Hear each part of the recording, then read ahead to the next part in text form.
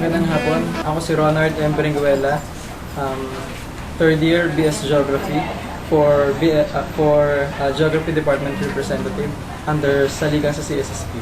Alright, good afternoon, Mr. Berenguela. Your first question is, do you see any change in the demographics of UP students due to TOEFL? What can you say about the issue?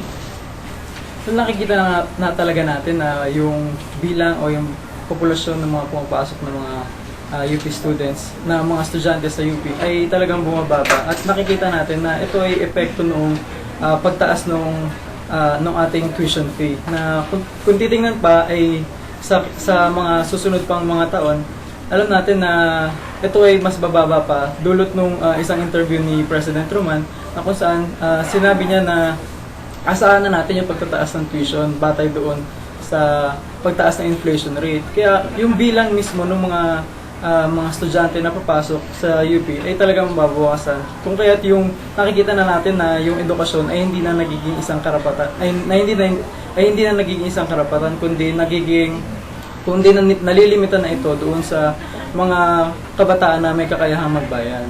Alright. Second question, is the Israeli invasion of the Gaza Strip justifiable? Why or why not?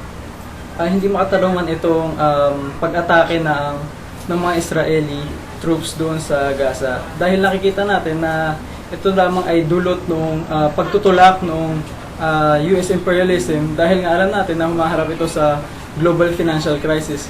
Na kung saan, dahil nga ayaw nilang malugmok ng todo doon sa yung kanilang bansang Amerika sa tuluyang pagkabagsak, tinutulak nila ngayon yung kanyang mga neo-colonists at yung kanyang mga kaalyado bansa upang umutake ng mga bansang mahihina, ngunit meron namang mga sapat na mga resources.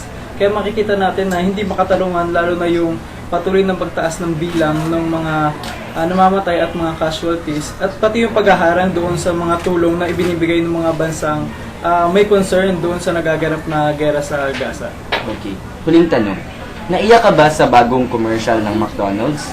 Anong naalala mo pag nakikita mo yun? Actually, hindi naman. Medyo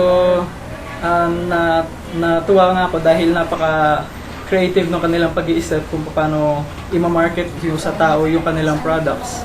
Pero alam natin na kahit na hindi healthy yung mga kinakain sa McDonald's, nagagawa pa rin nilang i-market yung kanilang products dahil dun sa creativity na ginagamit nila doon sa kanilang mga advertisement.